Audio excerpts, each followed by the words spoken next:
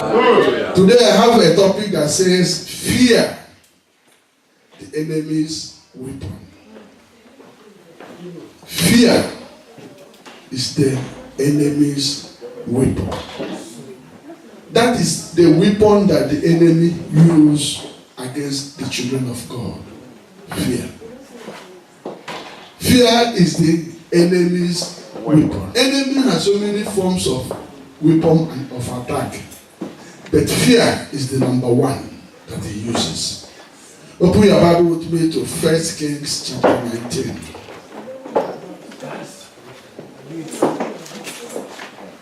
1 Kings chapter 19.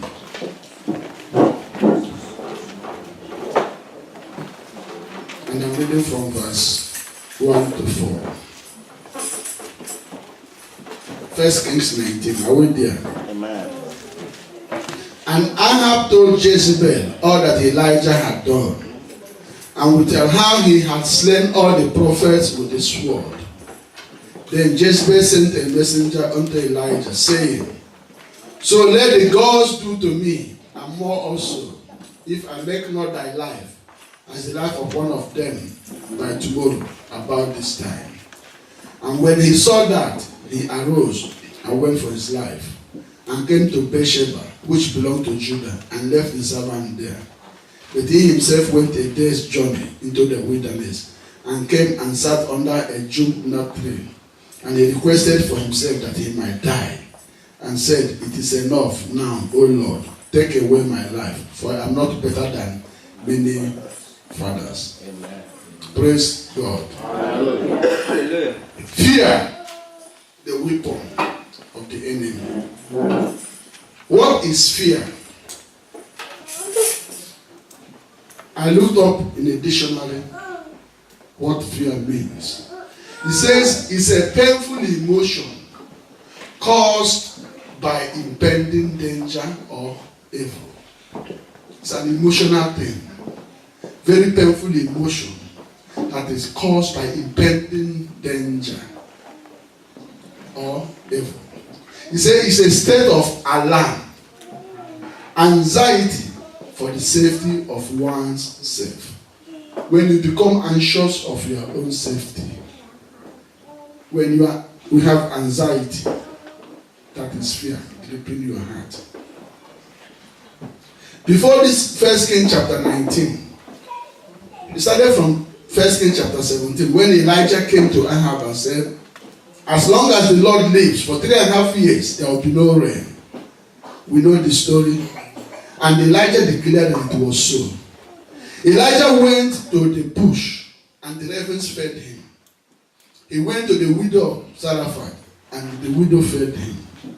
And after 3.5 years completed, Elijah came back to Ahab. In chapter 18, he came to Ahab and said to Ahab, I have come. And I want us to prove once and for all which God we should be serving in this place. If it is Baal, let the people serve Baal. If it is God, let people serve God. And there was what was called contest in Mount Carmel. The 450 prophets of Baal came. Elijah said, All of you prepare bring 2 bullocks. Kill one, prepare it, and call the name of Baal. The God who can call fire, let us serve that God. And we know the story, how the Baal servants, they called from morning till afternoon, nothing happened. Elijah came and was mocking them. I said, maybe he's sleeping. You know he's a God. Do more. And they were dancing around, cutting themselves. Blood was coming out. Baal, answer us. Baal, answer us. Baal didn't answer them because he was a mad God. And when they were tired in the evening, it became clear that Baal couldn't do anything. Then Elijah said, okay, cut my own, prepare it, pour water. And then he said, God, you are God in heaven, the God of our forefathers. I have done this thing because of you. You are God of Abraham, you are God of Isaac, and you are God of Jacob. Before he finished talking, fire came. We know the story. We said, the God answered by fire, let him be my God. That was how it came. And fire came and consumed everything. It became clear to everybody that Elijah's God is the only God. Elijah said, okay, gather all the 450 men that are serving Baal, and he killed all of them, destroyed everybody. Fear came into the whole city. They said, this God is a powerful God. Then Ahab, the king, went back home and told the wife in chapter 19, do you know what happened today? Elijah called down fire, destroyed everything. How that man could summon up fire? Nobody had ever done so that our Baal couldn't. And he has destroyed all the prophets. That didn't move Jezebel. For Jezebel, it was nothing. And Jezebel said, okay, go and tell Elijah, by this time tomorrow, I'm going to make him to be like this one. And the powerful man of God who called down fire ran away. Why? The weapon of dread and fear was what got Elijah. Praise God. That is an old trick, and Satan is still using it tomorrow to set fear into your mind.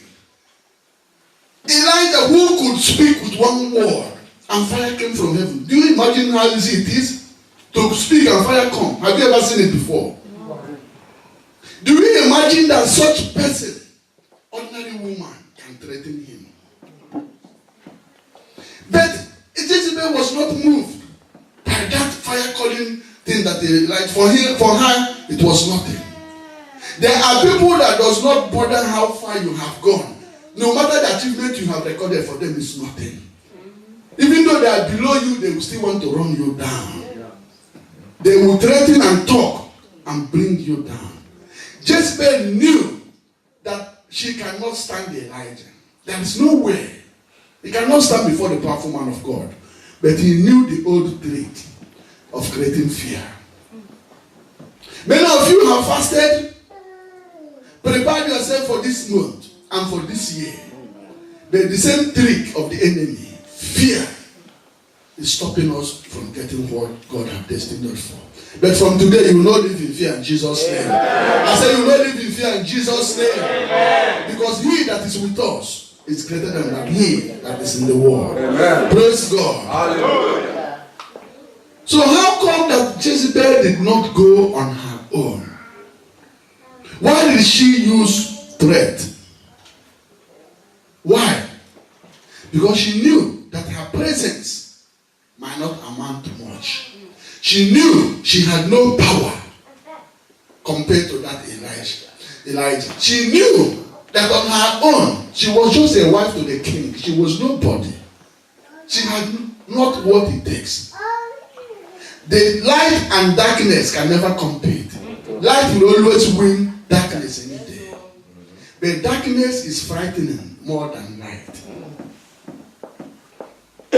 Whenever you come to a place and there is light, you have confidence. Whenever you come to a place that darkness, you begin to hear voices. Everything you see will begin to move, even though you are not seeing anything. Praise God. That is the trick of the enemy. So why did Jezebel use threat? 3 reasons. One, in reality, as I have said, Jezebel knew she cannot stand Elijah. There is no way. But she also knows that Satan uses propaganda to make us to begin to run when nobody is pursuing us.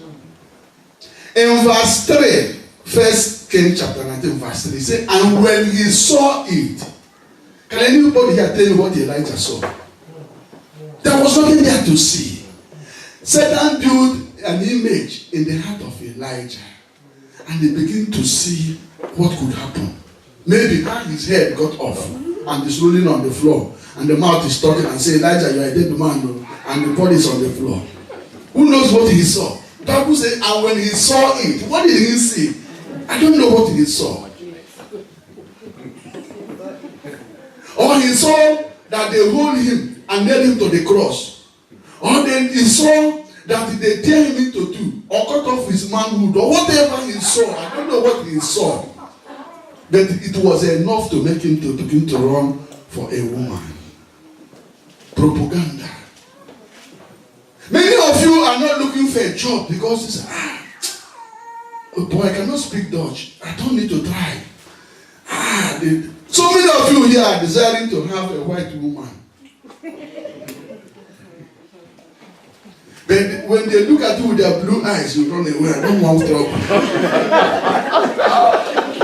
Fear will grip your heart.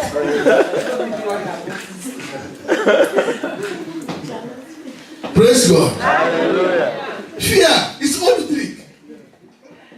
Many of you women are desiring to have a handsome young man. You know, if I tell that man now that I like him, he will say, this woman not spoiled. Who knows? And you die in silence. There is no law anywhere that said that the man must approach the woman. There is no law anywhere that it states so. You are right. Though the Bible says he that findeth a wife, findeth a good thing, and obtaineth favor. It is true that a man should be the one to find. But when the Bible says seek, it didn't write it only to men. It is for everybody. But fear will make you to stay back and say, but I don't want trouble, let me respect myself. And then you flee. This is what happened to Elijah. Elijah looked at the situation and he saw nothing. And it became something. In the villages those days, from my village, even as I speak to you today, there's still no electricity there. So that will tell you when we are growing how it was. The birds are singing in the night. Everything, crow, crow, crow, everything, you'll be hearing every form of noise. And you want to go from this house, maybe a distance of, I was talking with Brian yesterday, a place we thought that it was like 10 kilometers before. The other time I went home, I just passed. I said, where is this? They said, I would have passed it now. I said, how? They said, it's just not up to 30 seconds. You would have driven past it. But because fear, when your mother will send you to go, you say, hey, how will I go? As you just step out, some will come back with story. I say, I saw one woman with a tear cloth. There is one place they call Ugua Post. Yeah. There's one this white garment church is there. Yeah. Dear Lord, who are you? Dear Lord. From 7 o'clock, how? Where? Who made you? You dare not pass there. For what? And nothing is there. Now that we grow up and we discover it was nothing. But every time when we are passing, you see people with 2 heads and the giants, and then you run back. Almost some people will even faint and say the devil hit them on the head. It is not true. It is the trick of the enemy to stop you from getting to where you ought to get. Hallelujah. Praise God. Hallelujah. The enemy is not as strong as you are. Amen. He does not have what you have. He does not have the blood of Jesus that breaks everything.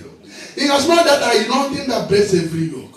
He was condemned and still condemned. Yes. And the people that are serving him are already condemned. But you have a hope and you're a royal priesthood. And the devil knows that they cannot stand you, but they are letting you. Praise God. That trick worked in the life of Elijah. It will not work in your life in Jesus' name. I said, it will not work in Jesus' name. You will march with confidence and you will march and you will possess your possession. Amen. Nothing is too hard for our God. You have the DNA of God. The blood of Jesus is inside you. The Bible says when a man is in Christ, he's a new creature. All things are passed away. Behold, everything has become new. 2 Corinthians 5:17. Nothing about your past counts now.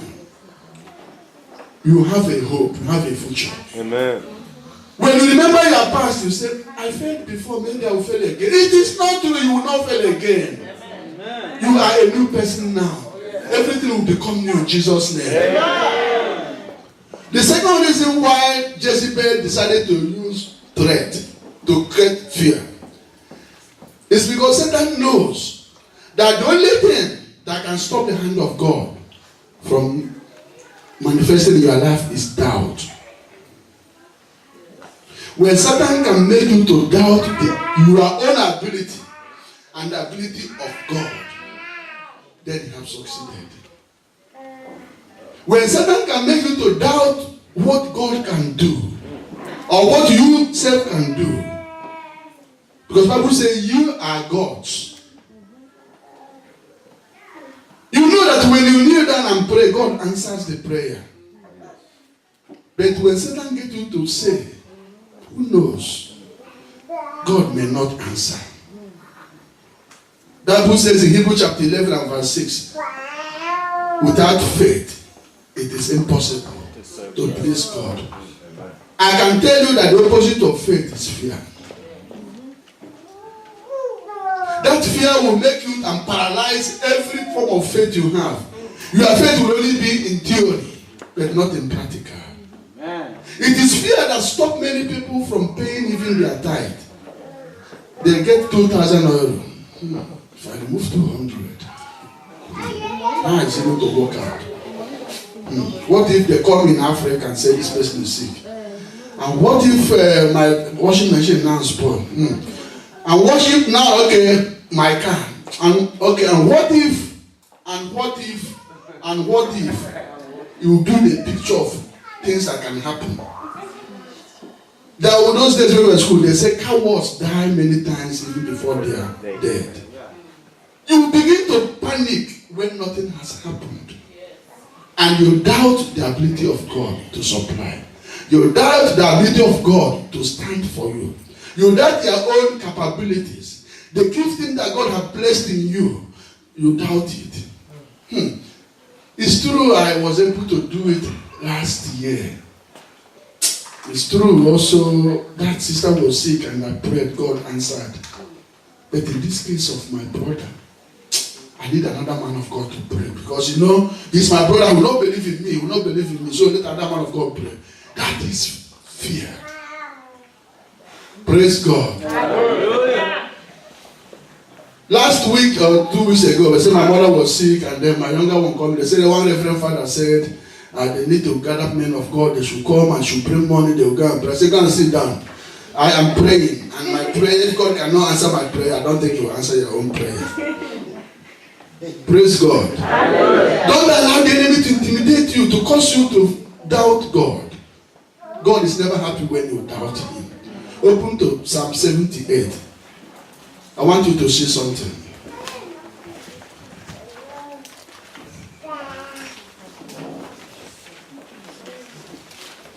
Psalm 78.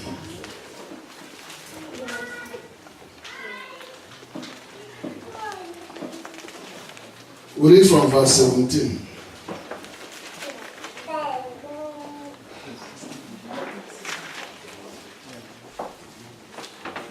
Are we there? Amen.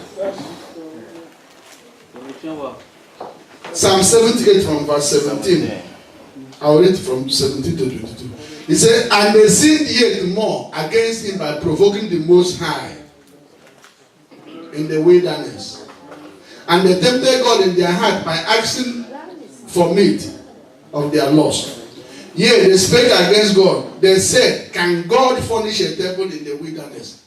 Behold, he smote the rock that the waters gushed out, and the stream overflowed. Can he give bread also? Can he provide flesh for his people? Therefore the Lord God heard this and was wroth. So a fire was kindled against Jacob, and anger also came up against Israel. It's the Israelites.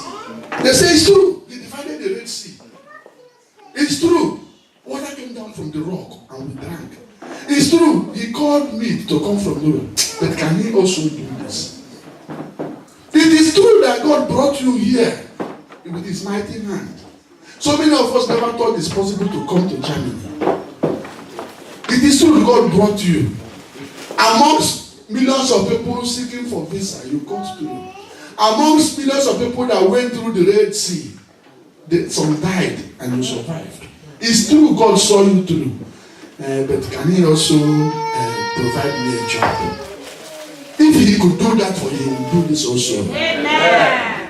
But fear will make you doubt what God can do. He was able to do this before. He's the God of ancient of days. Maybe he did it before. The Bible says Jesus Christ the same yesterday, today and forevermore. If God will do it before, He will do it again. If He will see you through, He will see you through again. Don't allow the enemy to frighten you. Don't be afraid. You have a God. You have the original that can do. The God who was and is to come. When He speaks, He's able to carry it. He said, I am God of all flesh. Is there anything too hard for me to do? He said, call upon me in the time of sorrow, and I will answer you. Have you called Him and He didn't answer you? The enemy will tell you, don't try. You are a sinner. So. Brave it. Call upon Him. He will answer you. Praise God. Hallelujah. Praise God. Hallelujah. First, 2 Timothy chapter 1 and verse 7.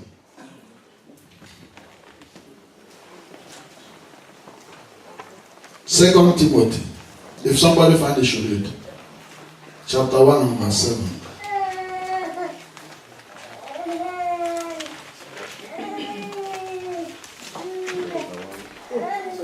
Second Timothy chapter 1 and verse 7. Praise the Lord. Hallelujah. For God had not given us the spirit of fear, but power of love and of sound of mind. Amen. Amen. For God has not given us the spirit of fear.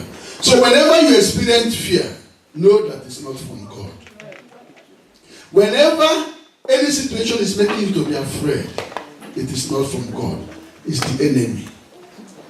Whenever you remember anything and you become afraid, remember it is not from God.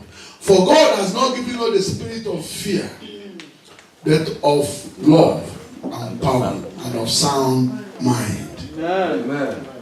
It's the mind that the enemy attacks. It's in their mind that the picture is formed. It was in the mind of Elijah that he saw whatever he saw and he started running. Number 3 reason why the enemy uses fear. He knows that with fear, he can dispossess you of your possession. The enemy knows that with fear, he will make you to run away from the position where you are occupying. Because where you are is where your blessing is coming. Where you are seated is where God will bring the blessing. If you are positioned yourself in the house of God, the enemy will want to push you out of the house of God to go into Babalawo so that you will miss the blessing of God. But I can assure you that God will bless you if you trust Him. Amen. Praise God. Hallelujah. Open the same place we read. 1 Kings chapter 19. Somebody should read verses 15 and 16. 1 Kings 19. Fear will make you to lose your position and lose the blessing of God. 1 Kings 19, verse 15 and 16. If you find it, please read. Sister Duman, you already there, read. And the Lord said unto him, Go, return on thy way to the wilderness of Damascus, and when thou comest, anoint Hazael to be king over Syria, and Jehu the son of shall thou anoint to be king over Israel, and Elisha the son of Shaphat, Continue. servant of Abel,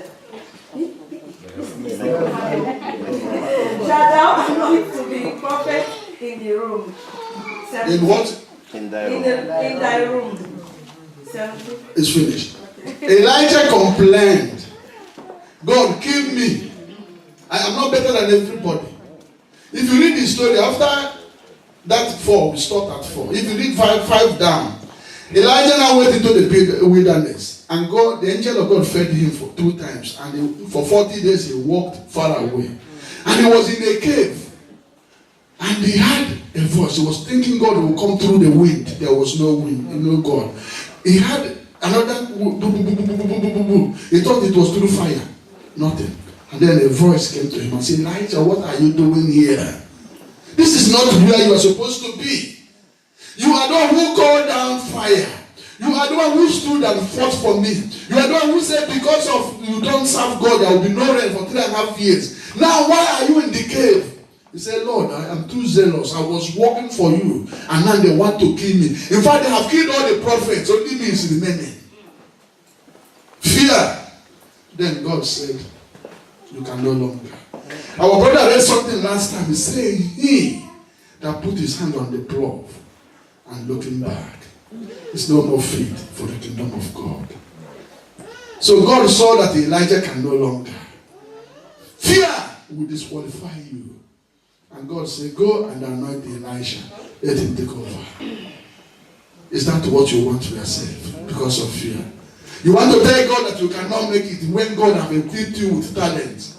You want to tell God that you cannot serve him when God has given you talents to use. Because people don't recognize you does not mean you are not qualified. Because people think you are not qualified does not mean you are not qualified. You have to have self-confidence. You have to know that God has made you a special person. Praise God. One man of God was preaching. He was saying that there are things God has given to you. And those things, the Bible says the gift of a man make it a way for him and bring it before men. Those things you do not have no longer count. When you can use well, those things you can use well. If you can sing well, and you cannot preach well, but you can sing well, the singing will make a way for you. Amen. When you are looking for a job, go out there with confidence. There is something you have that will make them give you that job. You have no house building, yes. You cannot speak Dutch, yes. Like I always give this example and I keep giving it. When I came, I went to look for a job. I cannot speak Dutch. I have nothing, no house building. I come and say, okay, I'm looking for work. He said, what? I said, I need work. He said, did you start? I said, nothing. What can you? I told my mother, I said, you need it. I will use it. Hallelujah. And he gave me the job. Don't let fear put you down and say, I'm too small, I'm a black man, I cannot speak Dutch, I have no wife, I have no paper. It is not what paper does not work. Machine does not know who has paper or not. Yeah. If you are working anywhere, the machine does not know whether you're a German or you're not a German. If you can press it well, if you say press this and this happen, you do it well, the machine will obey you. Yes. Don't be afraid. Go out there and don't give excuses. Praise God. Hallelujah. Praise God. Hallelujah. Fear is not of God. Finally, Isaiah chapter 41.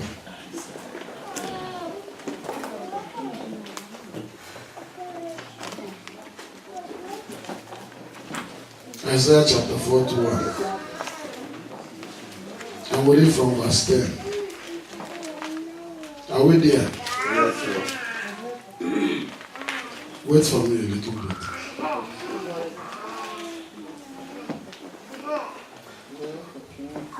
Verse 10 says, fear thou not, for I am with thee. Amen. Be not dismayed, for I am thy God. I will strengthen thee, yea, I will help thee. I will uphold thee with the right hand of my righteousness. Amen.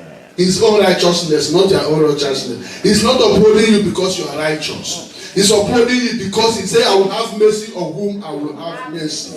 He said, I will uphold you with my own right hand of righteousness. Hallelujah. Don't wait until you are righteous before you try. But that does not mean live in sin. No. But don't allow the enemy to condemn you. To tell you a sinner, you are not qualified for God's blessing. Who knows who God can bless? He said, I will have mercy on whom I will have mercy. Don't minus yourself. Praise God. Verse 11 says, behold, all they that we are incensed against thee shall be ashamed and confounded. They shall be as nothing, and they that strive with thee shall perish. Thou shalt seek them, and shall not find them. Even them that contend with thee, they that war against thee shall be as nothing, and as a thing of naught. For I, the Lord thy God, will hold thy right hand, saying unto thee, fear not, I will help you. Fear not in the month of February. God has promised to help you. Amen. Fear not when you go to the land dresser. God said he will help you. Fear not when you are going for that job opportunity. God will say, I will help you. Not because you qualify, but by his own righteousness.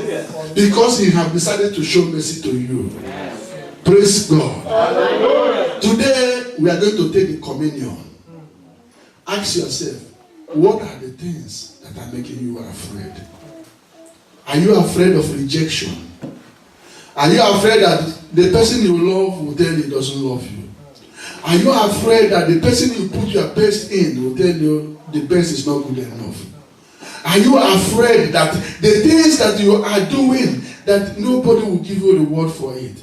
Are you afraid that the thing you want to invest your money into, who knows how it will go? Whatever thing that is causing fear is not of God. He said, God has not given us the spirit of fear. Any form of fear is not from God. God wants you to walk in faith. Because he that comes to God must first believe that there is God. Because without faith, it is impossible to please God. Praise God.